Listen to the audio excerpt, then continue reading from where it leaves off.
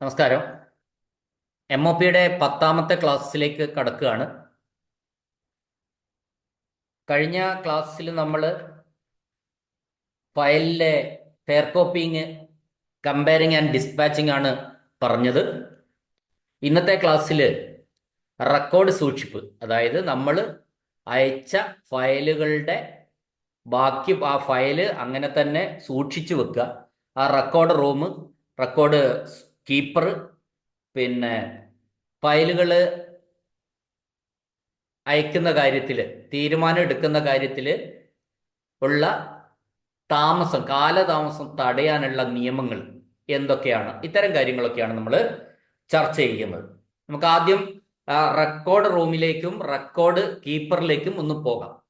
Record keeper എന്ന് പറയുന്നത് അറിയാമല്ലോ, റെക്കോർഡുകൾ സൂക്ഷിച്ചു വെക്കുന്ന ആള് ആവശ്യമുള്ളപ്പോൾ അയാള് അത് നൽകും.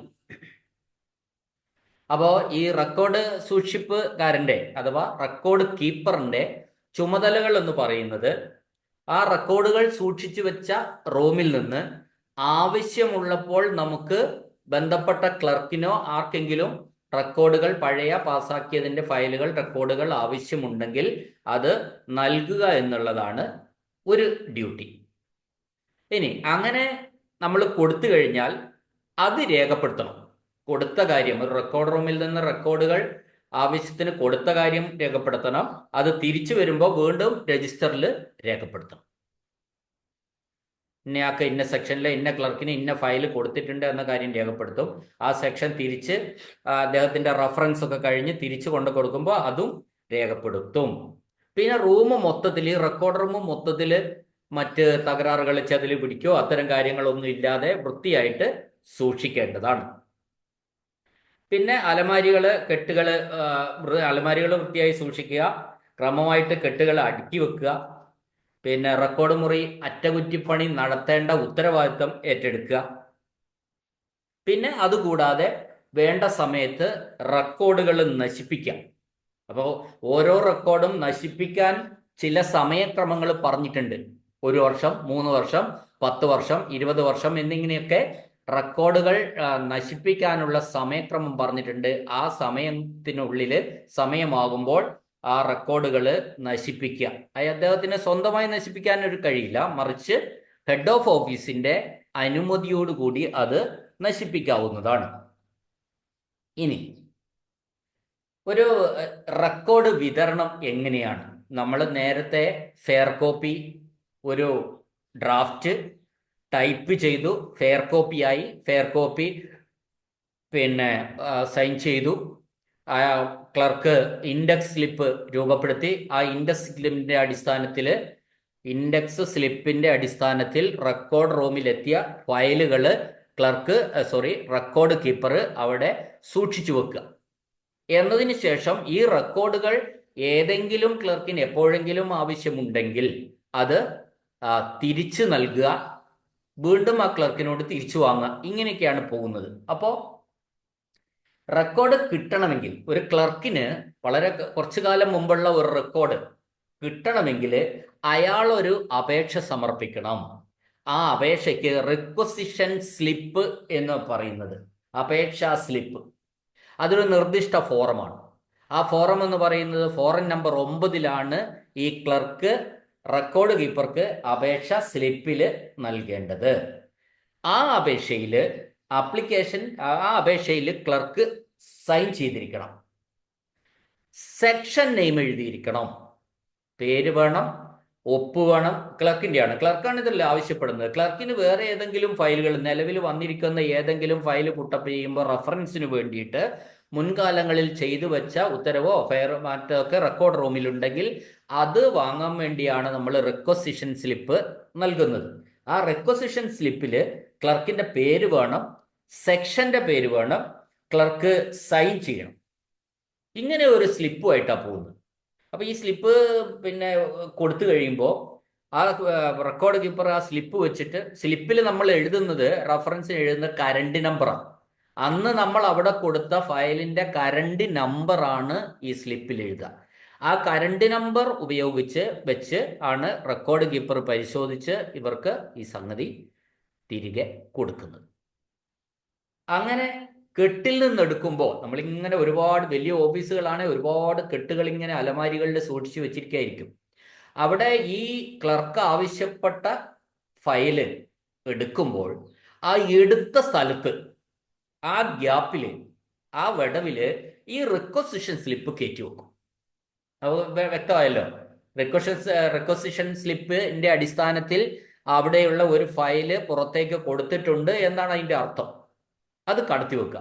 എന്നതിന് ശേഷം ഈ ഫയല് തിരിച്ചു കൊണ്ടുവരുമ്പോൾ ആ റിക്വസിഷൻ സ്ലിപ്പ് വെച്ചിരിക്കുന്ന അതേ ഭാഗത്ത് നമുക്ക് ഈ ഫയല് തിരിച്ചു വെക്കാനും കഴിയും എന്നതാണ് ഇതിന്റെ ഒരു മെച്ചം. ഇനി റെക്കോർഡ് കൊടുക്കുമ്പോൾ, ഈ ക്ലർക്കിന് റെക്കോർഡ് കൊടുക്കുമ്പോൾ റെക്കോർഡ് വിതരണ രജിസ്റ്റർ ഉണ്ട്, റെക്കോർഡ് ഇഷ്യൂ രജിസ്റ്റർ. ഒരുപാട് രജിസ്റ്ററുകളായി ഇപ്പം നമ്മൾ പഠിക്കുന്നു. ഈ റെക്കോർഡ് ഇഷ്യൂ രജിസ്റ്റർ ഒരു സ്റ്റോർ റൂമിലെ റെക്കോർഡ് റൂമിലെ ഒരു റെക്കോർഡ് ബന്ധപ്പെട്ട ക്ലർക്കിന് ആവശ്യം വരുമ്പോൾ അത് കൊടുക്കുമ്പോൾ ഒരു രജിസ്റ്ററിൽ രേഖപ്പെടുത്തിയിട്ടാണ് കൊടുക്കുന്നത്. അത് ഫോറൻ നമ്പർ 10 ആണ്. റിക്വസിഷൻ സ്ലിപ്പ് എന്ന് പറയുന്നത് ഫോറൻ നമ്പർ 9 ആണ്. ഈ റെക്കോർഡ് വിതരണ രജിസ്റ്റർ, അതായത് റെക്കോർഡ് ഇഷ്യൂ രജിസ്റ്ററിന്റെ ഫോറം എന്ന് പറയുന്നത് നമ്പർ 10 ആണ്. ആ ഇതിൽ ചേർത്തിട്ടാണ് ക്ലർക്കിന് ഇത് കൊടുക്കുന്നത്. ഇനി ഒരു ആവശ്യത്തിന് ഒരു ഫയൽ ആവശ്യമുണ്ടെങ്കിൽ ആ ഒരു ഫയലിന് ഒരു സ്ലിപ്പ് കൊടുക്കണം. ക്ലർക്ക് ഒരു റിക്വസിഷൻ സ്ലിപ്പിന് ഒരു ഫയൽ മാത്രമേ കിട്ടുള്ളൂ. അത് പറഞ്ഞ് മനസ്സിലായല്ലോ അതിന്റെ കാരണം എന്താന്ന്. ഇപ്പൊ ഒരു ക്ലർക്ക് ഒരു ഫയല് റിക്വസ്റ്റ് ആവശ്യപ്പെട്ട റിക്വസ്റ്റ് കൊടുത്താൽ അതൊരു സ്ലിപ്പിലാണ് കൊടുക്കുന്നതെന്ന് പറഞ്ഞു. ആ സ്ലിപ്പിൽ സെക്ഷന്റെ പേരുണ്ടാവും, ക്ലർക്കിന്റെ പേരുണ്ടാവും, ഫയലിന്റെ കറണ്ട് നമ്പർ ഉണ്ടാവും, ക്ലർക്കിന്റെ ഒപ്പ് ഉണ്ടാവും. ഇത് കൊടുത്തു കഴിഞ്ഞാൽ ഈ ഫയൽ എടുക്കുന്ന ഗ്യാപ്പിലേക്ക് ആ സ്ലിപ്പ് കയറ്റി വെച്ചിട്ട് ആ ഫയൽ നമുക്ക് തരുന്നു. ഫയൽ തിരിച്ചു കൊണ്ട് കൊടുക്കുമ്പോൾ ആ സ്ലിപ്പിന്റെ സ്ഥാനത്ത് ഈ ഫയൽ വീണ്ടും വെക്കും. അപ്പോൾ ഒരു ഫയൽ എടുക്കണമെങ്കിൽ ഒരു സ്ലിപ്പ് വേണമെന്നുള്ള കാര്യത്തിൽ തർക്കമില്ലല്ലോ. ഇപ്പൊ അത് മനസ്സിലായല്ലോ എങ്ങനെയാണെന്ന്. ഒരു ഫയൽ എടുക്കുമ്പോൾ ആ സ്ലിപ്പ് അവിടെ വെക്കണമെങ്കിൽ കുറേ ഫയലുകൾക്ക് വേണ്ടിയിട്ട് ഒരു സ്ലിപ്പ് ക്ലർക്ക് കൊടുത്താൽ പോരാ, ഒരു ഫയൽ എടുക്കാൻ ഒരു സ്ലിപ്പ് കൊടുക്കേണ്ടതായിട്ട് ഉണ്ട്. ഇനി ക്ലർക്ക് കൊടുത്ത ഒരു സ്ലിപ്പ്, അപേക്ഷ റിക്വസിഷൻ സ്ലിപ്പ്, അതായത് ഫയല് കിട്ടാൻ വേണ്ടി കൊടുത്ത അപേക്ഷ, ഫയൽ കണ്ടില്ല, കിട്ടിയില്ല, അദ്ദേഹം നോക്കിയിട്ട് എവിടെയും അത് കിട്ടുന്നില്ല എങ്കിൽ ആ സ്ലിപ്പില് ആ കാര്യം എഴുതി ക്ലർക്കിന് ഇത് മടക്കി നൽകാവുന്നതാണ്. ഈ സ്ലിപ്പ് നിങ്ങൾ അന്വേഷിച്ച ഫയല് ഇവിടെ കിട്ടുന്നില്ല എന്ന് കാണിച്ചിട്ട് റെക്കോർഡ് കീപ്പറിന് ആ സ്ലിപ്പിൽ ഇക്കാര്യം എഴുതി, കിട്ടുന്നില്ല എന്ന കാര്യം എഴുതി തിരികെ കൊടുക്കാവുന്നതാണ്. ഇനി റെക്കോർഡ് മടങ്ങി വരുന്ന കാര്യം ശ്രദ്ധിക്കേണ്ടതുണ്ട്. ആ ശ്രദ്ധിക്കേണ്ട ഉത്തരവാദിത്വം ആർക്കാണെന്ന് പറഞ്ഞാൽ റെക്കോർഡ് കീപ്പർക്കാണ്. നമ്മൾ ഈ റെക്കോർഡ് ക്ലർക്കിന് കൊടുത്തു, അയാളുടെ ഒരു റെഫറൻസിന് വേണ്ടിയിട്ടാണ് കൊടുത്തത്. പക്ഷെ കുറെ കാലം കഴിഞ്ഞിട്ടും ഇദ്ദേഹത്തിന്റെ അടുത്ത് നിന്ന് ഈ റെക്കോർഡ്, നമ്മൾ അന്ന് കൊടുത്ത റെക്കോർഡ് കീപ്പർ അടുത്തേക്ക് തിരിച്ചു വരുന്നില്ല. അങ്ങനെ ഒരു സാഹചര്യം വെച്ചിട്ട് അതിന് MOPയിൽ ഒരു കാര്യം പറഞ്ഞിട്ടുണ്ട്. അങ്ങനെയുള്ള റെക്കോർഡുകൾ 3 മാസത്തിലധികമായി എടുത്തു വച്ചിട്ടുള്ള റെക്കോർഡുകളുടെ ഒരു അരിയർ ലിസ്റ്റ് അഥവാ കുടിശ്ശിക ലിസ്റ്റ്, ക്ലാർക്കിന്റെ പേരും ആരാണ് എടുത്തത്, അയാളുടെ ഉദ്യോഗ പേര് അടക്കം, ഡേറ്റ്, ഏത് ഡേറ്റിൽ എടുത്തു, ആരാണ് എടുത്തത്, അയാളുടെ സ്ഥാനപ്പേരെന്താണ്, പേരെന്താണ്, ഇതെല്ലാം കൂടി ഓരോ മാസവും 1-ാം തീയതി തയ്യാറാക്കണം. അതിനാണ് നമ്മൾ അരിയർ റെക്കോർഡ് ലിസ്റ്റ് എന്ന് പറയുന്നത്. അപ്പൊ തീർച്ചയായിട്ടും അങ്ങനെ ഒരു അരിയർ റെക്കോർഡ് ലിസ്റ്റിലേക്ക് ഇദ്ദേഹത്തിന്റെ പേര് കാര്യങ്ങളൊക്കെ വരുമ്പോൾ അത് പെട്ടെന്ന് റെഫറൻസ് കഴിഞ്ഞ് വീണ്ടും പെട്ടെന്ന് തിരിച്ച് റെക്കോർഡ് റൂമിലേക്ക് കൊടുക്കാനുള്ള ഒരു അവസരം, ഒരു സാഹചര്യം, ഒരു ഓർമ്മപ്പെടുത്തൽ ഉണ്ടാവും. അതാണ് അരിയർ റെക്കോർഡ് രജിസ്റ്ററിന്റെ ഉദ്ദേശം. ഇപ്പൊ ഞാൻ പറഞ്ഞല്ലോ, അരിയർ റെക്കോർഡ് രജിസ്റ്റർ എന്ന് പറയുന്നത് ഈ റെക്കോർഡുകൾ 3 മാസം കഴിഞ്ഞിട്ടും തിരിച്ചു കൊണ്ടുവരാത്തവരുടെ ഒരു ലിസ്റ്റ് ഉണ്ടാക്കലാണ്. ഇനി അത് മനസ്സിലായിട്ടുണ്ടാവും എന്ന് വിചാരിക്കുന്നു. ഇനി നമുക്ക് ഇതുമായി ബന്ധപ്പെട്ട, ഈ റെക്കോർഡുമായി ബന്ധപ്പെട്ട കുറച്ച് ചോദ്യങ്ങൾ നോക്കാം.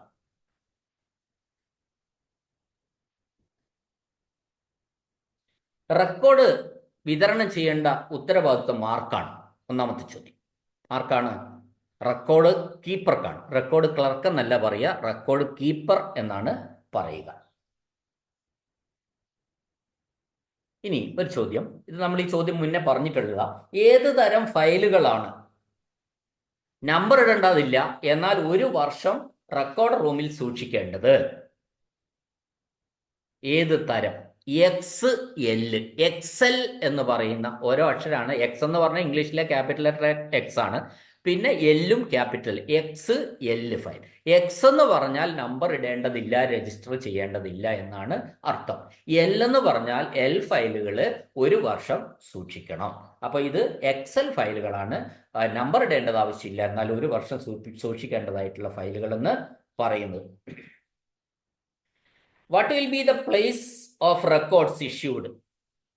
ഒരു ഫയല് ഇഷ്യൂ ചെയ്യുന്ന സ്ഥലത്ത് എന്ത് വെക്കും എന്നാണ് ചോദിച്ചിരിക്കുന്നത്. നമ്മൾ പറഞ്ഞു, ഒരു ഫയൽ റെക്കോർഡ് റൂമിൽ നിന്ന് എടുത്താൽ ആ ഫയൽ എടുത്ത സ്ഥലത്ത് ഈ ക്ലർക്ക് കൊടുത്ത റിക്വസിഷൻ സ്ലിപ്പ്, അതായത് റെക്കോർഡിന് അപേക്ഷിച്ചു കൊണ്ടിട്ടുള്ള ആ സ്ലിപ്പാണ് വെക്കുക. അടുത്ത ചോദ്യം, ഒരു റിക്വസിഷൻ സ്ലിപ്പിൽ എത്ര റെക്കോർഡുകൾ ആവശ്യപ്പെടാം? അത് ഞാൻ പറഞ്ഞതാണ്. ഒരു സ്ലിപ്പിൽ ഒരു റെക്കോർഡ് മാത്രമേ ആവശ്യപ്പെടാൻ പറ്റുള്ളൂ, കാരണം ആ സ്ഥലത്ത് ഈ സ്ലിപ്പ് കയറ്റി വെക്കേണ്ടതാണ്. റിക്വസിഷൻ സ്ലിപ്പുകൾ ആരാണ് ഒപ്പിടേണ്ടത്? റിക്വസ്റ്റ് കൊടുക്കുന്ന ആരാ? ക്ലർക്കാണ്. അപ്പോൾ ഒപ്പിടേണ്ടതും ക്ലർക്ക് തന്നെയാണ്. ഇനി all records issued out of the record section shall be ended in the, അതായത് ഒരു റെക്കോർഡ് റൂമിൽ നിന്ന് പുറത്തേക്ക് കൊടുക്കുന്ന എല്ലാ രജിസ്റ്ററുകളും, എല്ലാ റെക്കോർഡുകളും അത് എന്തിൽ രേഖപ്പെടുത്തണം, ഏത് ബുക്കിൽ രേഖപ്പെടുത്തണം, അത് നമ്മൾ പറഞ്ഞതാണ്. ആ പുറത്തേക്ക് റെക്കോർഡിൽ റൂമിൽ നിന്നും പുറത്തേക്ക് കൊടുക്കുന്ന എല്ലാ രജിസ്റ്ററുകളും റെക്കോർഡുകളും റെക്കോർഡ് ഇഷ്യൂ രജിസ്റ്ററിൽ രേഖപ്പെടുത്തണം. Form number 10. ദെൻ റിക്വസിഷൻ സ്ലിപ്പിന്റെ ഫോറൻ നമ്പർ എത്രയാണ്? റിക്വസിഷൻ സ്ലിപ്പിന്റെ ഫോറൻ നമ്പർ 8 റെക്കോർഡ് ഇഷ്യൂ രജിസ്റ്ററിന്റെ ഫോറം 10. അടുത്ത ചോദ്യം, ഇൻഡെക്സ് സ്ലിപ്പിന്റെ 2 കോപ്പി ഉണ്ടാക്കിയാൽ ഒന്ന് സെക്ഷൻ ക്ലർക്ക് സൂക്ഷിക്കും. ഇൻഡെക്സ് സ്ലിപ്പ്, അത് ഇൻഡെക്സ് ചെയ്യാൻ പോകുമ്പോൾ നേരത്തെ ഫയൽ സൂക്ഷിക്കുന്ന കാര്യത്തിലുള്ള ഒരു ചോദ്യമാണ്. അപ്പോൾ അത് മറ്റേതാരാണ് സൂക്ഷിക്കാറ് അത് നമുക്കറിയാലോ. 2 ഇൻഡെക്സ് സ്ലിപ്പ് ഉണ്ടാക്കിയാൽ ഒന്ന് ക്ലർക്ക് സൂക്ഷിക്കും, മറ്റേതാർക്ക് കൊടുക്കും? റെക്കോർഡ് കീപ്പർക്കാണ് കൊടുക്കുക. അത് റെക്കോർഡ് കീപ്പർ അത് മൊത്തത്തിൽ ഫയൽ ചെയ്യും. Records will be supplied only as requisition made in the prescribed form, only signed by the section clerk showing the section clerk. ചോദ്യം ഇതാണ്, സെക്ഷൻ ക്ലർക്ക് ഒരു റിക്വസിഷൻ സ്ലിപ്പ് കൊടുത്തു, അതിൽ അദ്ദേഹം ഒപ്പിട്ടു, അത് എന്തുകൂടി കാണിച്ചിരിക്കണം? സെക്ഷൻ കൂടി കാണിച്ചിരിക്കണം. ഇപ്പൊ ഏതാണ് സെക്ഷൻ എന്നുകൂടി കാണിച്ചിരിക്കണം എന്നാണ് പറയുന്നത്. ഏത് നമ്പറാണ് റിക്വസിഷൻ സ്ലിപ്പിൽ കാണിക്കേണ്ടത്? റെഫറൻസ് നമ്പർ കാണിക്കണമല്ലോ, നമ്മൾ ഈ റെക്കോർഡ് അവിടുന്ന് എടുക്കണമെങ്കിൽ. അത് ഏത് നമ്പറാണ് കാണിക്കേണ്ടത്? നമ്പർ കറന്റ് നമ്പറാണ്. ഇനി record room once in a quarter, ഒരു ക്വാർട്ടറിൽ 3 മാസത്തിൽ ഒരിക്കൽ ഇൻസ്പെക്ട് ചെയ്യാൻ ആർക്കാണ് ഉത്തരവാദിത്തം? റെക്കോർഡ് റൂമിൽ 3 മാസത്തിൽ ഒരിക്കൽ ഇൻസ്പെക്ട് ചെയ്യാനുള്ള ഉത്തരവാദിത്തം ഹെഡ് മിനിസ്റ്റീരിയൽ ഓഫീസർക്കാണ്. അതായത് മിനിസ്റ്റീരിയൽ സ്റ്റാഫിന്റെ ഹെഡ് ആരാണോ അദ്ദേഹത്തിനാണ് അതിന്റെ ഉത്തരവാദിത്തം ഉള്ളത്. റെക്കോർഡ് ഫയലുകൾ, അടുത്ത ചോദ്യം, റെക്കോർഡ് ഫയലുകൾ നശിപ്പിക്കാൻ ആരുടെ ഉത്തരവാണ് വർഷം തോറും വാങ്ങേണ്ടത്? സംശയമൊന്നുമില്ല, നമുക്ക് അറിയുന്ന കാര്യം. ഹെഡ് ഓഫ് ഓഫീസിന്റെ ഉത്തരവാണ് നമ്മൾ വാങ്ങേണ്ടത്. നിർദ്ദേശിക്കപ്പെട്ട സമയത്തിനുള്ളിൽ ഫയലുകൾ നശിപ്പിക്കാനുള്ള അധികാരം ആർക്കാണ്? ഇപ്പോൾ ഓരോ ഫയലിനും ഓരോ സമയം പറഞ്ഞിട്ടുണ്ട്. ആ സമയം കഴിഞ്ഞാൽ നശിപ്പിക്കാനുള്ള അധികാരം ആർക്കാണ്? ഹെഡ് ഓഫ് ഓഫീസിന് തന്നെയാണ് ആ അധികാരം ഉള്ളത്. ഇനി വേറൊരു ചോദ്യം, കണ്ട ചോദ്യമാണ്, നിയമനം, അതായത് അപ്പോയിൻമെന്റ്, leave, tour diary. Tour diary എന്ന് പറഞ്ഞാൽ ഓഫീസർമാരുടെ ടൂർ ഡയറി, മീറ്റിംഗിന്റെ മിനിറ്റ്സ് എന്നിവയുമായി ബന്ധപ്പെട്ട റെക്കോർഡ് റൂമിൽ ഏത് ഫയലിലാണ് വെക്കുന്നത്? നിയമനം, ലീവ്, ടൂർ ഡയറി, മീറ്റിംഗിന്റെ മിനിറ്റ്സ് ഒക്കെ വെക്കുന്ന റെക്കോർഡ് റൂമിലെ ഏത് ഫയലിലാണ് വെക്കേണ്ടത്? അത് ജനറൽ റെക്കോർഡ് ഫയലിലാണ് വെക്കേണ്ടത്. ഇനി ഇടയ്ക്കിടയ്ക്ക് റെക്കോർഡ് റൂം പരിശോധിച്ച്, ഈ ചോദ്യം പല വിധത്തിൽ വരാം. ഇടയ്ക്കിടയ്ക്ക് റെക്കോർഡ് റൂം പരിശോധിച്ച് അഭിപ്രായ കോപ്പുകൾ രേഖപ്പെടുത്തേണ്ടത് ആരാണ്? ഇത് ശരിക്കും എങ്ങനെയാ പറയുന്നത് വെച്ചാൽ, നിർബന്ധമായിട്ടും 3 മാസത്തിൽ ഒരിക്കൽ പരിശോധിക്കാനുള്ള ഒരാളുണ്ട് റെക്കോർഡ് റൂം. അത് അഡ്മിനിസ്ട്രേറ്റീവ് ഓഫീസറാണ്. അതിന് വേറൊരു വിധത്തിലും നമ്മൾ പറയും, ഇടയ്ക്കിടയ്ക്കെന്നും പറയാം, അതും പരിശോധിക്കാമല്ലോ. 3 മാസത്തിൽ ഒരിക്കൽ നിർബന്ധമായി പരിശോധിക്കണം. അല്ല മാസത്തിൽ അദ്ദേഹത്തിന് പരിശോധിക്കണമെന്ന് തോന്നിയാൽ അതും പരിശോധിക്കാവുന്നതാണ്. അദ്ദേഹത്തിന്റെ ആ ഓഫീസർ ആരാണ്? മിനിസ്റ്റീരിയൽ സ്റ്റാഫിന്റെ ഹെഡാണ്. ഇനി അതിന്റെ മുകളിൽ ഉണ്ട് എല്ലാ വർഷവും. ഇപ്പൊ ഒരു ഹെഡ് ഓഫ് ഓഫീസിനെ സംബന്ധിച്ചിടത്തോളം ഇടയ്ക്കിടയ്ക്ക് വന്നിട്ട് റെക്കോർഡ് റൂം ഒന്നും പരിശോധിക്കാൻ സാധ്യമായിന്ന് വരില്ല. അപ്പോ അദ്ദേഹത്തിനും പക്ഷെ ഒരു ഊഴമുണ്ട്. എല്ലാ വർഷവും ഏപ്രിൽ മാസത്തിൽ റെക്കോർഡ് റൂം പരിശോധിച്ച് റിപ്പോർട്ട് സമർപ്പിക്കേണ്ടത് ആരാണ്? എല്ലാ വർഷത്തിൽ ഒരു തവണ, അത് ഏപ്രിൽ മാസത്തിലാണ് അദ്ദേഹം ഈ റെക്കോർഡ് റൂം പരിശോധിച്ചിട്ട് അതിന്റെ ഒരു റിപ്പോർട്ട് തയ്യാറാക്കേണ്ടതാണ്.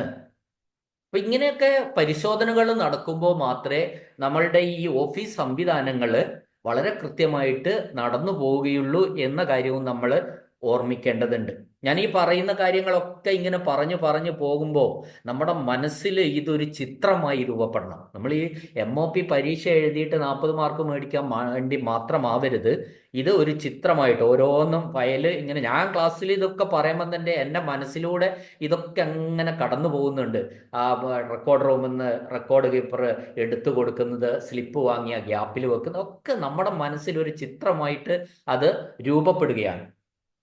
ഇനി നമ്മൾ ഫയലുകൾ കാലതാമസം ഇല്ലാതെ പോണം.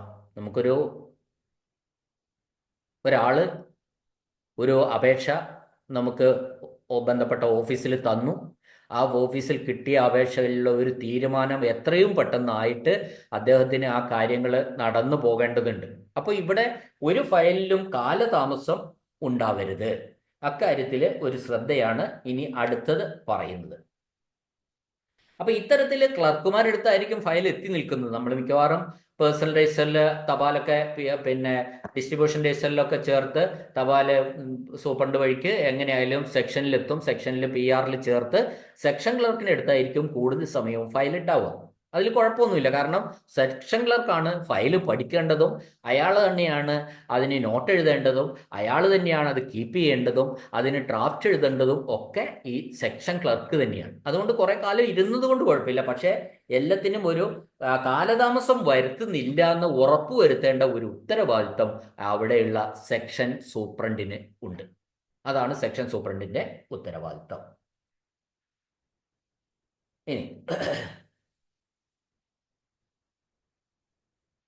5-day റൂള് എന്ന് പറയുന്ന ഒരു റൂളുണ്ട്. അതാണ് വളരെ പ്രധാനമായിട്ടുള്ള ഒരു റൂള്.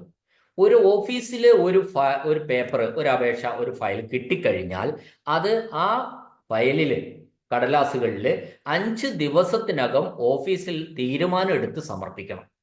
അതാണ് 5-day റൂൾ പറയുന്നത്. ഈ 5-day റൂളിൽ നമ്മൾ ഏതെങ്കിലും ഒരു അപേക്ഷ ഓഫീസിൽ കിട്ടി, ആ കിട്ടിയ ഡേറ്റ് മുതൽ 5 ദിവസത്തിനുള്ളിൽ അതിൽ ഒരു തീരുമാനം ഓഫീസിൽ നിന്ന് സമർപ്പിക്കേണ്ടതാണ്. ആർക്ക്? ഹെഡ് ഓഫ് ഓഫീസിന് സമർപ്പിക്കണം എന്നാണ് പറഞ്ഞതിൻ്റെ അർത്ഥം. ഈ അവധി ദിവസങ്ങളിൽ ഹോളിഡേയ്സും വരും. ഹോളിഡേയ്സ് കൂടാതെ 5 ദിവസമല്ല, ഹോളിഡേയ്സ് അടക്കം 5 ദിവസമാണ് പറയുന്നത്. അപ്പൊ നമ്മൾ ഇതിനെപ്പറ്റി പല വാഗ്വാദങ്ങളൊക്കെ ഇങ്ങനെ കേൾക്കാറുണ്ട്. പറഞ്ഞു ഒരു അപേക്ഷ കിട്ടി 5 ദിവസം കഴിഞ്ഞ് നമ്മൾ എടുത്താൽ മതി. അങ്ങനെയല്ല, 5 ദിവസത്തിനുള്ളിൽ എടുക്കണമെന്നാ. അത് ഒരു ദിവസം കൊണ്ട് എടുക്കാം, അല്ലെ 2 ദിവസം കൊണ്ട് തീരുമാനമാക്കാം, ഒക്കെ ചെയ്യാം, സമർപ്പിക്കാം. പക്ഷെ പരമാവധി 5 ദിവസം കടന്നു പോകരുത് എന്നാണ് ഈ 5-day റൂള് പറയുന്നത്. 5 ദിവസത്തിൽ കൂടുതൽ ഒരു മതിയായ കാരണമില്ലാതെ ഒരു സെക്ഷനിൽ വെച്ചാൽ അതിന്റെ ഉത്തരവാദിത്വം ആ സെക്ഷൻ സൂപ്രണ്ടിന് ആയിരിക്കും. ഒരു ക്ലർക്കാണ് വെക്കുന്നതെങ്കിലും സെക്ഷൻ സൂപ്രണ്ടാണ് അതിന്റെ ഒരു ഉത്തരവാദിത്വം പറയേണ്ടി വരിക. ഇനി ഇങ്ങനെ കുടിശ്ശിക ഫയലുകൾ ഉണ്ടെങ്കിൽ സെക്ഷൻ ക്ലർക്ക് ഒരു കുടിശ്ശിക ലിസ്റ്റ്, അതായത് കുടിശ്ശിക ഉള്ള ഫയലുകളുടെ ഒരു ലിസ്റ്റ് ഫോറം നമ്പർ 12 തയ്യാറാക്കേണ്ടതാണ് സെക്ഷൻ ക്ലർക്ക്. ഇനി ഇത് കൂടാതെ fair copy superintendent consolidated arrear list തയ്യാറാക്കി ഹെഡ് ഓഫ് ഓഫീസിന് സമർപ്പിക്കേണ്ടതാണ്. അത് എല്ലാ മാസവും 10-ാം തീയതി fair copy superintendent consolidated arrear list, അതായത് ഇത്തരത്തിൽ ഉള്ള കുടിശ്ശിക വരുത്തിയിട്ടുള്ള ഫയലുകൾ, അതായത് അവർക്ക് എങ്ങനെ മനസ്സിലാവും? ഈ ഫെയർ കോപ്പി സൂപ്രണ്ടിന് എങ്ങനെയാ മനസ്സിലാവുക? ഫെയർ കോപ്പി സൂപ്പറിന്റെ അടുത്താണ് ഈ ഡിസ്ട്രിബ്യൂഷൻ രജിസ്റ്റർ ഉള്ളത്. ആ ഡിസ്ട്രിബ്യൂഷൻ രജിസ്റ്ററിൽ ശരിക്കും എൻട്രി വരുന്നുണ്ട്. ആ എൻട്രി വരുമ്പോൾ മാത്രമേ ഫയൽ ക്ലോസ് ആവുന്നുള്ളൂ. അപ്പൊ അത്തരത്തില് ആ ഡെസ്പാച്ച് നടക്കാത്ത പിന്നെ ഡിസ്പോസൽ ആയിട്ട് ഡെസ്പാച്ച് നടക്കാത്ത ഫയലുകളുടെ കൃത്യമായ വിവരം ഫെയർ കോപ്പി സൂപ്രണ്ടിന് ആ വിധത്തിലാണ് കിട്ടുന്നത്. അപ്പൊ അതുകൊണ്ട് ഫെയർ കോപ്പി സൂപ്രണ്ട് എല്ലാ മാസവും 10-ാം തീയതിക്കുള്ളിൽ 10-ാം തീയതി നമ്മൾ ഈ അരിയർ ലിസ്റ്റ്, മുടങ്ങിക്കിടക്കുന്ന ഫയലുകളുടെ അരിയർ ലിസ്റ്റ് സമർപ്പിക്കേണ്ടതാണ്. അപ്പോ ക്ലർക്ക് തയ്യാറാക്കേണ്ട ക്ലർക്ക് അരിയർ ലിസ്റ്റ് തയ്യാറാക്കേണ്ടത് എല്ലാ മാസവും 1-ാം തീയതി. Fair copy superintendent arrear list തയ്യാറാക്കേണ്ടത് എല്ലാ മാസവും 10-ാം തീയതി. ഇനി ഈ അരിയർ ലിസ്റ്റ്, ക്ലർക്ക് തയ്യാറാക്കുന്ന അരിയർ ലിസ്റ്റ് എന്ത് ചെയ്യും? നമ്മൾ ഫെയർ കോപ്പി സൂപ്രണ്ടിനാണ് കൊടുക്കും. അയാളുടെ അടുത്ത് എത്തിയാൽ ആ അരിയർ ലിസ്റ്റും ക്ലർക്ക് തയ്യാറാക്കിയ അരിയർ ലിസ്റ്റും ഡിസ്ട്രിബ്യൂഷൻ രജിസ്റ്ററുമായിട്ട് ഒത്തുനോക്കും. അപ്പോൾ ഒരു പാസ്സായി പോയ, ഒരു ഡിസ്പോസലായി തീരുമാനമായി പോയ ഫയലാണെങ്കിൽ അത് ഡിസ്ട്രിബ്യൂഷൻ രജിസ്റ്ററിൽ മാർക്ക് ചെയ്തിട്ടുണ്ടാവും. അപ്പോൾ ഈ ക്ലർക്കിന്റെ അരിയർ ലിസ്റ്റും അവിടെ ഡിസ്ട്രിബ്യൂഷൻ ലിസ്റ്റിലെ അരിയറും ഈക്വൽ ആണ്, കറക്റ്റ് ആണ് എന്ന് ഉറപ്പുവരുത്തുന്നത് ഫെയർ കോപ്പി സൂപ്രണ്ടാണ്. ഇനി സാധാരണഗതിയിൽ ഇതിപ്പോ ഞാൻ സെക്ഷൻ ക്ലർക്കിന്റെ അടുത്ത 5 ഡേ റൂൾ ഞാൻ പറഞ്ഞു. അതുപോലെ തന്നെ പിന്നെ അയക്കാൻ വേണ്ടിയിട്ട് എല്ലാ പണിയും കഴിഞ്ഞു, അയക്കാൻ വേണ്ടി ഡെസ്പാച്ച് സെക്ഷനിൽ എത്തിയ ഒരു പേപ്പർ ഡ്രാഫ്റ്റായി, ഫെയർ കോപ്പിയായി, എല്ലാം കഴിഞ്ഞു, സൈൻ ചെയ്തു, ഒക്കെ കഴിഞ്ഞ് അത് ഡിസ്പോസ് ചെയ്യാൻ അല്ലെ പുറത്തേക്ക് ഇഷ്യൂ ചെയ്യാൻ തയ്യാറാക്കി ഡെസ്പാച്ചിലെത്തിയ ഒരു ഫയൽ 24 മണിക്കൂറിനകം അയച്ചിരിക്കണം. അതും റൂളാണ്. ക്ലർക്ക് 5 ദിവസത്തിനകം തീരുമാനം എടുത്തിരിക്കണം എന്ന് പറഞ്ഞതുപോലെ തന്നെ, തീരുമാനം എടുത്ത് ഫയൽ സമർപ്പിക്കണം എന്നത് പറഞ്ഞതുപോലെ തന്നെ ഡെസ്പാച്ചിലെത്തിയാൽ 24 മണിക്കൂറിനുള്ളിൽ അത് അയച്ചിരിക്കണം. ഓക്കെ. ഇനി റെക്കോർഡ് കീപ്പറെ പറ്റി ഒരു കാര്യം പറയാനുള്ളത്, റെക്കോർഡ് കീപ്പർ എന്ന് പറയുന്നത് ശരിക്കും അവിടെ ഒരു പിന്നെ സെക്ഷൻ സൂപ്രണ്ടോ അങ്ങനെയൊന്നുമില്ല. റെക്കോർഡ് കീപ്പർ എന്ന് പറയുന്ന ഒരാൾ മാത്രമാണ്. അത് അദ്ദേഹം ഇപ്പോൾ ടൈപ്പിസ്റ്റ് എന്ന് പറയുന്നത് പിന്നെ ഫെയർ കോപ്പി സൂപ്രണ്ടിന്റെ കൺട്രോളിലാണ്. ഒരു സെക്ഷൻ ക്ലർക്ക് എന്ന് പറയുന്നത് സൂപ്രണ്ടിന്റെ കൺട്രോളിലാണ്. മേലെ മേലെ ഓഫീസർമാരുണ്ട്, എന്നാലും ഇമ്മീഡിയറ്റ് സുപ്പീരിയർ ഓഫീസർ എന്ന്. അപ്പോൾ അതേപോലെ റെക്കോർഡ് കീപ്പർ ഒറ്റയാളേ ഉള്ളൂ. അയാളുടെ ഹെഡ് എന്ന് പറയുന്നത് അയാൾ ആരെ കൺട്രോളിലാണ് എന്ന് ചോദിച്ചാൽ മിനിസ്റ്റീരിയൽ ഹെഡിന്റെ കൺട്രോളിലാണ് അദ്ദേഹം ഉണ്ടാവുക, റെക്കോർഡ് കീപ്പർ.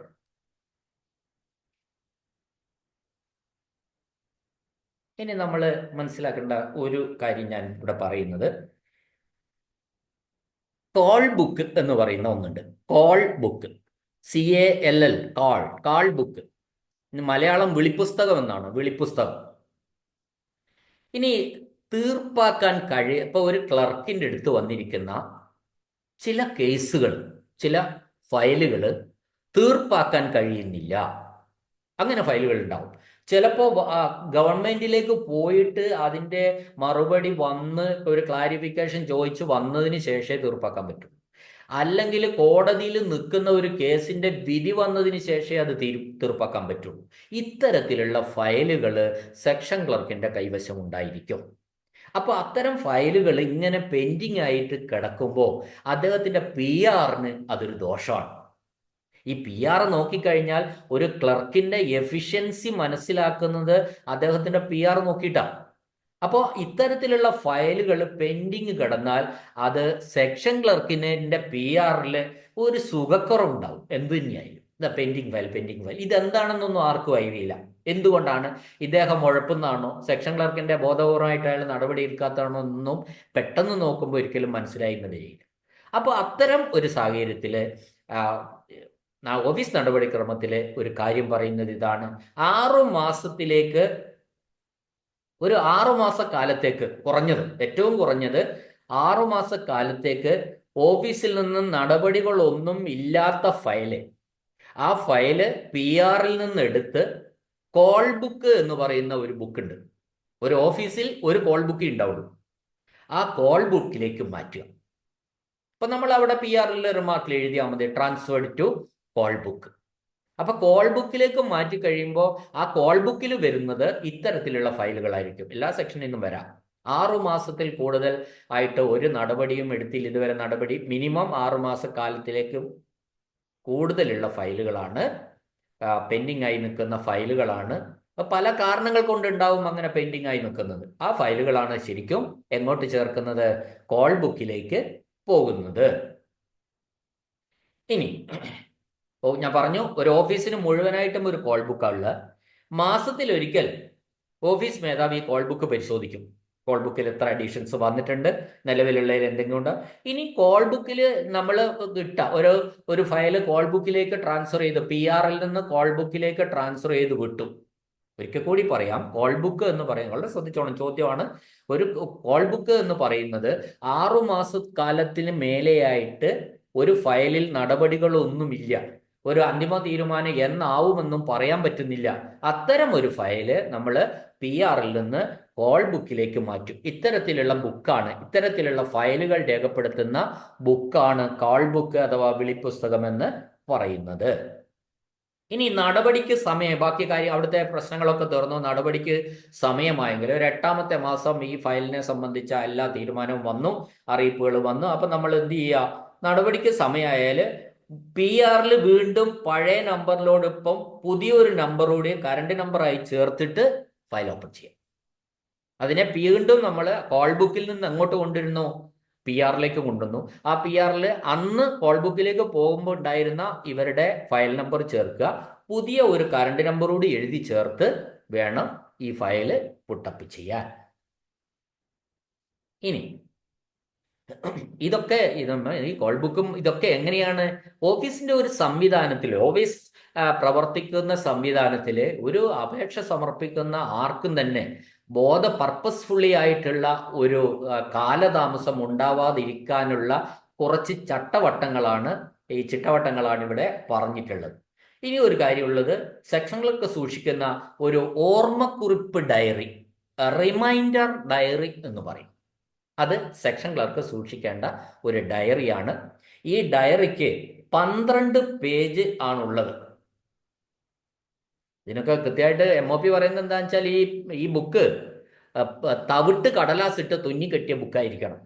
12 പേജായിരിക്കണം അതിനുണ്ടാവേണ്ടത്. ഒരു മാസം ഒരു പേജ് വെച്ച് ഉപയോഗിച്ചാൽ മതി. ഇത് ഓഫീസിലേക്ക് മൊത്തത്തിൽ ഒരെണ്ണം അല്ല, ഒരു സെക്ഷൻ ക്ലർക്കിന് ഒരെണ്ണം വെച്ച് തവിട്ട് നിറത്തിലുള്ള പേപ്പർ ഇട്ട് തുന്നിക്കെട്ടിയ 12 പേപ്പറുള്ള 12 പേജുള്ള ഈ കലണ്ടർ വർഷത്തെയാണ്, ഒരു കലണ്ടർ മാസത്തെയാണ് ഉദ്ദേശിക്കുന്ന ഓരോ പേപ്പറിലെ പേജ് ഉള്ള തുന്നിക്കെട്ടിയ പുസ്തകമാണ്. ഇതിലാകെ ഒന്നുമില്ല, ഡേറ്റും നമ്പറും മാത്രമാണ്. 2 കോളങ്ങൾ പ്രധാനമായിട്ടും വരുന്നത് ഡേറ്റ് നമ്പർ അങ്ങനെയാണ്. അപ്പോൾ അങ്ങനെ ഈ കോളത്തില് നമ്പർ, ഡേറ്റ് നമ്പർ എന്ന് പറയുന്നത് കറണ്ട് നമ്പർ എഴുതാം. ഡേറ്റ് എന്ന് പറഞ്ഞാൽ നമ്മൾ ഇത് എന്തിനാണെന്ന് പറഞ്ഞാൽ അത് ഞാൻ ആദ്യം പറയാം. ഈ ക്ലർക്കിനെ, ഈ റിമൈൻഡർ ബുക്ക് എന്താന്ന് വെച്ചാൽ ക്ലർക്കിനെ ചില കാര്യങ്ങൾ ഓർമ്മിപ്പിക്കുകയാണ്, ചില നടപടികൾ എടുക്കാനുണ്ടെന്ന് ക്ലർക്കിനെ ഓർമ്മിപ്പിക്കലാണ് റിമൈൻഡർ ഡയറിയുടെ ഉദ്ദേശം.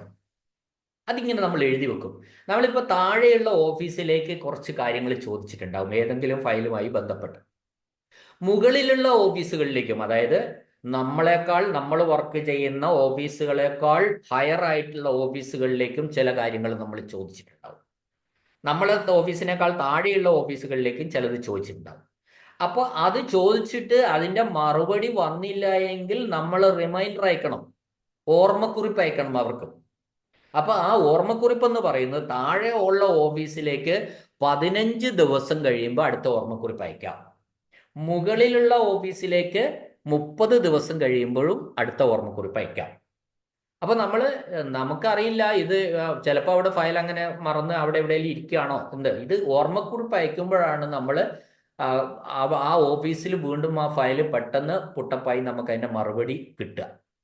അപ്പൊ ഈ ഓർമ്മക്കുറിപ്പ് അയക്കേണ്ട ഡേറ്റ് സൂചിപ്പിക്കാനാണ് ശരിക്കും ഈ റിമൈൻഡർ ഡയറി ഉപയോഗിക്കുന്നത്. അപ്പോൾ ഇതിൽ നമ്മൾ നേരത്തെ എഴുതി വെക്കും, കറണ്ട് നമ്പർ എഴുതിയിട്ട് അടുത്ത ഓർമ്മക്കുറിപ്പ് തീയതിയാണ് ഈ ഡേറ്റ് ആയിട്ട് എഴുതുക. കറണ്ട് നമ്പർ, ഡേറ്റ്, അപ്പോൾ കറണ്ട് നമ്പർ എന്ന് പറഞ്ഞാൽ ഈ ഫയലിന്റെ നമ്പർ, ഏത് ഫയലാണോ നമ്മൾ ഹാൻഡിൽ ചെയ്യുന്ന ആ ഫയലിന്റെ കറണ്ട് നമ്പർ. ദെൻ ഡേറ്റ് എന്ന് പറയുന്നത് അടുത്ത ഓർമ്മ, ഈ ഫയലിന്റെ മേലെ താഴെയുള്ള ഓഫീസിലേക്കോ മേലെയുള്ള ഓഫീസിലേക്കോ എന്തായിക്കോട്ടെ അവിടത്തേക്ക് ഓർമ്മക്കുറിപ്പ് അയക്കേണ്ട ഡേറ്റ് അവിടെ രേഖപ്പെടുത്തി വെക്കും. അപ്പൊ നമ്മൾ ഈ പിന്നെ റിമൈൻഡർ ഡയറി എടുത്ത് നോക്കിയാൽ മതി. എങ്ങോട്ടെങ്കിലും റിമൈൻഡർ അയക്കാനുണ്ടോ? ഇന്ന ഫയലില് നാളെ ഒരു റിമൈൻഡർ അയക്കാനുണ്ട്. എന്ത് നോക്കിയാൽ മനസ്സിലാവും നമുക്ക്? ഈ റിമൈൻഡർ ഡയറി നോക്കിയാൽ മനസ്സിലാവും. അല്ല നമ്മൾ എല്ലാ ഫയലും എടുത്ത് ഇങ്ങനെ നോക്കുമ്പോഴുള്ള ഒരു ബുദ്ധിമുട്ട് ഇക്കാര്യത്തിൽ ഒഴിവാക്കാൻ പറ്റും. ഞാൻ പറഞ്ഞല്ലോ 15 ദിവസമാണ് താഴെയുള്ള ഓഫീസിൽ നിന്ന് മറുപടി വന്നില്ലെങ്കിൽ അടുത്ത 15ാമത്തെ ദിവസം ഒന്നാമത്തെ റിമൈൻഡർ അയക്കാം. ആ 5 ദിവസം വന്നില്ലേ അടുത്ത ദിവസം നമുക്ക് വീണ്ടും ഒരു റിമൈൻഡർ അടുത്ത 15 ദിവസത്തിനുള്ളിൽ അയക്കാവുന്നതാണ്. ഇനി ഇതിൽ നമ്മൾ ശ്രദ്ധിക്കേണ്ട കാര്യം, കോൾ ബുക്കിലെ ഫയലുകളും റിമൈൻഡർ ഡയറിയിലേക്ക് കൊണ്ടുവരേണ്ടതാണ്. ഈ കോൾ ബുക്ക് എന്താ? കോൾ ബുക്കിൽ നമ്മൾ രേഖപ്പെടുത്തിയിരിക്കുന്ന ഫയലുകൾ എന്ന് പറയുന്നത് കഴിഞ്ഞ 6 മാസമായിട്ട് ഒരു നടപടിയും എടുക്കാത്ത ഫയലുകളാണ്. അതും നമ്മൾ ആ കോൾ ബുക്കിലെ ഫയലിന്റെ നമ്പർ കൂടി എവിടെ റിമൈൻഡർ ഡയറിയിലേക്ക് വന്നാൽ നമുക്ക് ആ റിമൈൻഡർ, ആ കോളിലുള്ള കോൾ ബുക്കിലുള്ള ഫയലുകൾക്ക് നമ്മൾ റിമൈൻഡർ നോട്ട്, റിമൈൻഡർ ഇങ്ങനെ അയച്ചുകൊണ്ടേയിരിക്കാം. അപ്പൊ എന്തിനു റിമൈൻഡർ അയക്കുന്നു? റിമൈൻഡർ അയക്കുന്നത് എപ്പോഴും ഫയലുകൾ പെട്ടെന്ന് മൂവ് ചെയ്യാനും അതിലൊരു തീരുമാനം എടുക്കാനും ഡിസ്പോസൽ ആവാനും ഇഷ്യൂ ചെയ്യാനും, വളരെ പെട്ടെന്ന് ഇഷ്യൂ ചെയ്യാനുമാണ് നമ്മൾ ഈ റിമൈൻഡർ അയക്കുന്നത്. കാലതാമസം ഇല്ലാത്ത കാര്യങ്ങൾ നടക്കാൻ വേണ്ടിയിട്ടാണ് റിമൈൻഡർ ഡയറി രൂപപ്പെടുന്നതും അത് ഉപയോഗിക്കുന്നതും.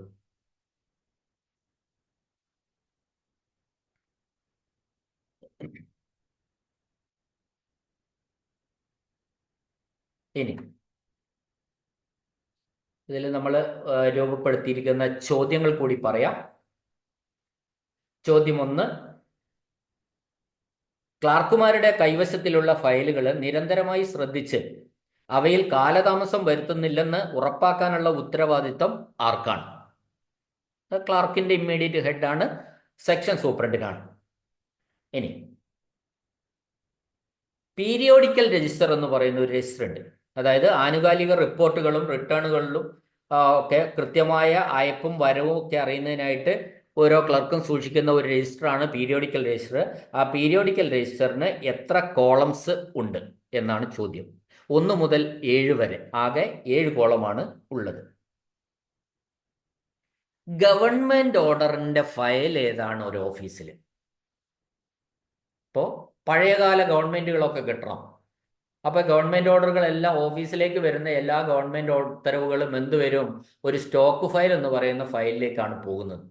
അപ്പോൾ ഫയലുകളുടെ, ഗവൺമെന്റ് ഓർഡറുകളുടെ ഫയൽ ഏതാന്ന് ചോദിച്ചാൽ അതിന്റെ അർത്ഥം ആ ഓഫീസിലെ സ്റ്റോക്ക് ഫയലാണ്. ആ സ്റ്റോക്ക് ഫയലിൽ എല്ലാം ഇട്ടിട്ടുണ്ടാവും. പിന്നെ റഫറൻസിന് വേണ്ടിയിട്ട് സ്റ്റോക്ക് ഫയല് ഒരു സെക്ഷന് കസ്റ്റഡിയിൽ വെക്കാം. റഫറൻസിന് വേണ്ടിയിട്ട് എത്ര കാലം കസ്റ്റഡിയിൽ വെക്കാം? സ്ഥിരമായിട്ട് വെക്കാം. സ്ഥിരമായിട്ട് ഒരു സെക്ഷന് ആ സാധനം കയ്യിൽ വെക്കാം. വേറൊരാൾക്ക് ആവശ്യമുണ്ടെങ്കിൽ അയാൾക്കും കൊണ്ടുപോകാം. എന്താണ് 5 ഡേ റൂള്? 5 ഡേ റൂൾ എന്ന് പറയുന്നത് കടലാസുകൾ ഒരു ഓഫീസിൽ കിട്ടി 5 ദിവസത്തിനകം ഓഫീസിൽ നിന്ന് സമർപ്പിക്കേണ്ടതാണ്. അവധി ദിനങ്ങൾ അടക്കമാണ് 5 ദിവസം. ഇതാണ് 5 ഡേ റൂൾ എന്ന് പറയുന്നത്. ആരാണ് എല്ലാ മാസവും PR ഇൻസ്പെക്ട് ചെയ്യേണ്ടത്? പേഴ്സണൽ രജിസ്റ്റർ ആരാണ് എല്ലാ മാസവും ഇൻസ്പെക്ട് ചെയ്യേണ്ടത്? നമുക്കറിയുന്ന കാര്യമാണ്. സെക്ഷൻ സൂപ്രണ്ടാണ് PR ഇൻസ്പെക്ട് ചെയ്യേണ്ടത്. ഇനി എല്ലാ മാസവും 1-ാം തീയതി, എല്ലാ മാസവും 1-ാം തീയതി ആരാണ് ഫയലുകളുടെ കുടിശ്ശിക ലിസ്റ്റ്, അരിയർ ലിസ്റ്റ് തയ്യാറാക്കേണ്ടത്? അത് സെക്ഷൻ ക്ലർക്കാണ് എല്ലാ മാസവും 1-ാം തീയതി ഫയലുകളുടെ കുടിശ്ശിക ലിസ്റ്റ് തയ്യാറാക്കുന്നത്. ഇനി ഫെയർ കോപ്പി സൂപ്രണ്ട് എന്നാണ് ഇതിന്റെ കുടിശ്ശിക ലിസ്റ്റ് തയ്യാറാക്കി ഹെഡ് ഓഫ് ഓഫീസിന് സമർപ്പിക്കേണ്ടത്? അത് എല്ലാ മാസവും 10-ാം തീയതി. 1-ാം തീയതി ക്ലർക്കും 10-ാം തീയതി ഫെയർ കോപ്പി സൂപ്രണ്ടുമാണ് തയ്യാറാക്കേണ്ടത്.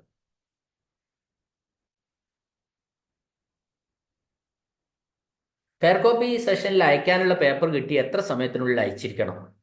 24 മണിക്കൂറിനുള്ളിൽ അയച്ചിരിക്കണം. അതാണ് ഉത്തരം.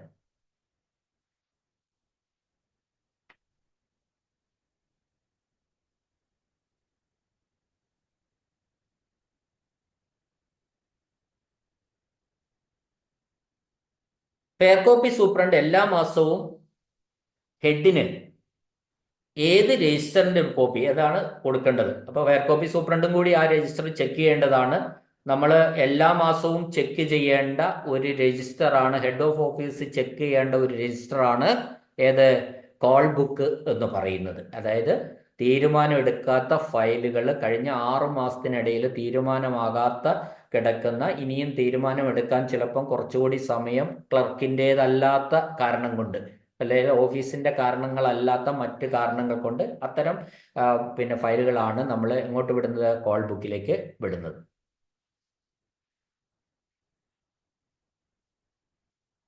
ഇനി വർഷങ്ങൾക്ക് ശേഷം ഗവൺമെന്റ് റിപ്പോർട്ട് ചെയ്യിക്കാൻ സാധ്യതയുള്ള ഒരു ഫയല്, ഒരു കോടതിയിൽ ഒരു കേസ് നടക്കുക, അപ്പൊ ആ കേസ് തീരണം ചിലപ്പോൾ 2-3 വർഷം പിടിക്കും. അങ്ങനെയുള്ള ഒരു ഫയല് PR ക്ലോസ് ചെയ്യാം, കുറേ കാലം പിടിക്കും. അതുകൊണ്ട് PR ക്ലോസ് ചെയ്തിട്ട്, പേഴ്സണൽ രജിസ്റ്റർ ക്ലോസ് ചെയ്തിട്ട് ഏത് രജിസ്റ്ററിലേക്കാണ് നമ്മൾ മാറ്റേണ്ടത്? നമ്മളിപ്പോൾ പറഞ്ഞതാണ്, transferred to call book, call ബുക്കിലേക്കാണ് മാറ്റേണ്ടത്. ഈ കോൾ ബുക്ക് ഞാൻ പറഞ്ഞല്ലോ, ഒരു ഓഫീസിൽ എത്ര കോൾ ബുക്ക് ഉണ്ടാവുക? ഒരു കോൾ ബുക്ക് ഉണ്ടാവുള്ളൂ. അത് ആരുടെ കസ്റ്റഡിയിലാണ് എന്നാണ് ചോദ്യം. കോൾ ബുക്ക് ആരുടെ കസ്റ്റഡിയിലാണ്? തപാൽ ക്ലർക്കിന്റെ കസ്റ്റഡിയിലാണ് കോൾ ബുക്ക് ഉണ്ടായിരിക്കുക. ഇനി ഡ്രാഫ്റ്റിംഗ് ക്ലർക്ക്, അതായത് നമ്മുടെ സെക്ഷൻ ക്ലർക്ക്, എത്ര പേജുള്ള റിമൈൻഡർ ഡയറിയാണ് സൂക്ഷിക്കേണ്ടത്? 12 പേജുള്ള റിമൈൻഡർ ഡയറിയാണ് സെക്ഷൻ ക്ലർക്ക് സൂക്ഷിക്കേണ്ടത്. ഹെഡ് ഓഫ് ഓഫീസ് എല്ലാ മാസവും സൂക്ഷിക്കുന്ന ബുക്ക് ഏതാണ്? കോൾ ബുക്കാണ്. റിമൈൻഡർ ഡയറി എത്ര കാലത്തേക്കുള്ളതാണ്? എത്ര കാലത്തേക്കാ റിമൈൻഡർ ഡയറി? 12 പേജ്. അപ്പൊ എത്ര കാലത്തേക്കാ? 12 മാസത്തേക്കുള്ളതാണ്, അല്ലെങ്കിൽ ഒരു കലണ്ടർ ഇയറിലേക്കുള്ളതാണ് റിമൈൻഡർ ഡയറി എന്ന് പറയുന്നത്. ഒരു ഓഫീസിലേക്ക് മുഴുവനായും എത്ര കോൾ ബുക്ക് വേണം? ഒരു ഓഫീസിലേക്ക് മുഴുവനായിട്ടും ഒരു കോൾ ബുക്ക് മതി. എന്നാൽ ഓരോ ക്ലർക്കിനും റിമൈൻഡർ ഡയറി വേണം. വേറൊരു ചോദ്യം പഴയ ചോദ്യത്തിൽ നിന്ന് വന്നൊരു ചോദ്യമാണ്. ഒരു കേസ് കുറച്ച് ദിവസത്തേക്ക് നടപടി ഒന്നും എടുക്കാതെ ഇരിക്കാൻ ഉത്തരവായാൽ അതിന് പറയുന്ന പേര്. ഒരു കേസ് കുറച്ച് ദിവസത്തേക്ക് നടപടി ഒന്നും എടുക്കാതെ ഇരിക്കാൻ അത് അങ്ങനെ ഒരു ഉത്തരവിടാമല്ലോ നമ്മൾ. സെക്ഷന് എഴുതി കൊടുത്തപ്പോൾ ഹെഡ് ഓഫ് ഓഫീസ് അതിൻ്റെ മുകളിൽ എഴുതി, പിന്നെ കുറച്ച് ദിവസത്തേക്ക് ഈ കേസിൽ നടപടി ഒന്നും എടുക്കേണ്ടതില്ല എന്നെഴുതിയാൽ അതിന് പറയുന്ന പേരെന്താണ്? അതിന് പറയുന്ന പേര് ലൈ ഓവർ എന്നാണ്. ഇംഗ്ലീഷാണ് അത് കൂടുതലും. LIE-OVER, ലൈ ഓവർ. അതിന്റെ മലയാളം വെറുതെ കിടക്കട്ടെ എന്നാണ്. വളരെ രസകരമായിട്ട് എനിക്ക് തോന്നിയ ഒന്നാണ്, വെറുതെ കിടക്കട്ടെ, ലൈ ഓവർ എന്നാണ് അതിന് പറയുന്നത്. അപ്പോൾ ആ കുറച്ച് ദിവസത്തേക്ക് എടുക്കാതെ ഇരിക്കാൻ ഉത്തരവാകുന്നത് എന്തുകൊണ്ടാണ്? മറ്റെന്തെങ്കിലും കാരണങ്ങൾ ഉണ്ടാവും. അത് അവിടെ നിൽക്കട്ടെ, നമ്മൾ അതിൽ വരുന്ന എന്താണെന്ന് നോക്കാം, എന്നിട്ട് ഒന്നിൻ്റെ നടപടി എടുത്താൽ മതി എന്ന് പറയുന്ന ഒരു ഫയല്, ആ ഒരു രീതിക്ക് പറയുന്ന പേരാണ് വെറുതെ കിടക്കട്ടെ ഓർ ലൈ ഓവർ എന്ന് പറയുന്നത്. റിമൈൻഡർ ഡയറി ഇടയ്ക്കിടയ്ക്ക് ചെക്ക് ചെയ്യേണ്ടത് ആരാണ്? സൂപ്രണ്ടും കൺസേൺഡ് ഹയർ ഓഫീസറുമാണ് റിമൈൻഡർ ഡയറി ഇടയ്ക്കിടയ്ക്ക് ചെക്ക് ചെയ്യേണ്ടത്. അപ്പൊ ഞാനിപ്പോൾ റെക്കോർഡ് സൂക്ഷിപ്പ് പറഞ്ഞു, റെക്കോർഡ് ഡിസ്ട്രിബ്യൂഷൻ പറഞ്ഞു, റെക്കോർഡ് നശിപ്പിക്കൽ പറഞ്ഞു, പിന്നെ 5 ഡേ റൂള് പറഞ്ഞു. ഈ പേപ്പറുകൾക്കൊക്കെ കാലതാമസം, നമ്മുടെ ഓഫീസിൽ എത്തിച്ചേരുന്ന തീരുമാനമെടുക്കേണ്ട പേപ്പറുകളിൽ ഒന്നും തന്നെ കാലതാമസം വരാതിരിക്കാനുള്ള നടപടിക്രമങ്ങൾ എന്തൊക്കെയാണെന്ന് പറഞ്ഞു. പിന്നെ കുടിശ്ശിക ലിസ്റ്റ് തയ്യാറാക്കുന്നതിനെ കുറിച്ച് പറഞ്ഞു. ആ കുടിശ്ശിക ലിസ്റ്റ് ചെക്ക് ചെയ്യുന്നതിനെ കുറിച്ച് പറഞ്ഞു. ഡെസ്പാച്ച് എത്ര കാലത്തേക്കെന്ന് പറഞ്ഞു. പിന്നെ നമ്മൾ പറഞ്ഞത് കോൾ ബുക്ക് പറഞ്ഞു. ദീർഘകാലത്തേക്ക് തീരുമാനമില്ലാതെ വരുന്ന രജിസ്റ്ററുകൾ സൂക്ഷിക്കുന്ന കോൾ ബുക്കിനെ പറ്റി പറഞ്ഞു. സെക്ഷൻ ക്ലർക്ക് റിമൈൻഡർ അയക്കുന്ന റിമൈൻഡർ ഡയറിയെ കുറിച്ച് പറഞ്ഞു. ഇപ്പം നമ്മൾ ഈ ചാപ്റ്ററുകളിൽ ഉള്ള ഓൾമോസ്റ്റ് എല്ലാ കാര്യങ്ങളും തന്നെ പറഞ്ഞു കഴിഞ്ഞിട്ടുണ്ട്. നിങ്ങളിത് ശ്രദ്ധിച്ച് വീണ്ടും കേട്ട് നോക്കുക. നമുക്ക് പരീക്ഷ വളരെ 1 മാസത്തിനുള്ളിൽ എക്സാം ഡേറ്റ് വന്നിട്ടുണ്ട്. അതുകൊണ്ട് കൂടുതൽ ജാഗ്രതയോടെ റിപ്പീറ്റ് ചെയ്ത് പഠിക്കാൻ ശ്രമിക്കുക. ചോദ്യരൂപങ്ങളൊക്കെ ചോദ്യരൂപത്തിൽ തന്നെ ഞാൻ പറഞ്ഞിട്ടുണ്ട്. അത് കേട്ട് കേട്ട് നിങ്ങൾ പഠിക്കുക. എല്ലാവർക്കും നന്ദി, നമസ്കാരം.